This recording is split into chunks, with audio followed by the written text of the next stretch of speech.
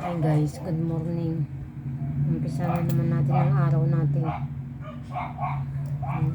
Magliligpit na naman ako sa bahay, siyempre. Pero mamamalingki muna ako. Tingin muna ako ng may iluluto namin mamaya. Mauulam ba?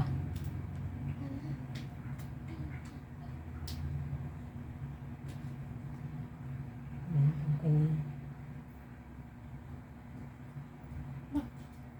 Hindi na masakit ulo ko. Napawis ako. Ah.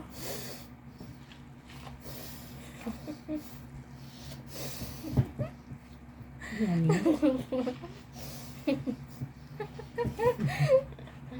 Ang bango yan. Ang bango yan ko. Kahit di na yan nalilingko. Mag-ano mamaya ha, mag-half-body lang. Pwede ba ngayon? Nilinis ko na yung CR doon. Okay?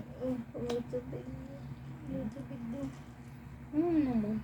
Pinatay ko lang yung tubig doon kasi nasira yung gripo doon yung sa may gilid.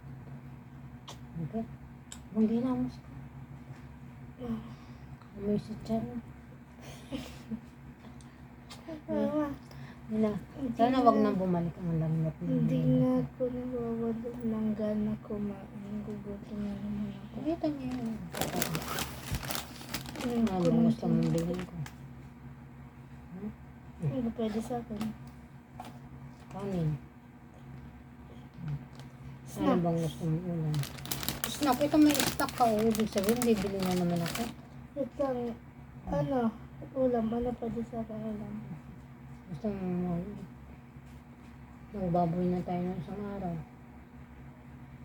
Bawal man sa yung mga processed food na naman, okay? Kasi mag-take ka ng antibiotic. Tapos mamaya, sabayan mo ng mga processed food. Hindi pwede. Magsasabay-sabay yung toxin yan sa katawan mo. Ano nangyayari pagka kumain ng processed food tapos iniinom antibiotic? Nadadagdagan yung ano mo sa katawan.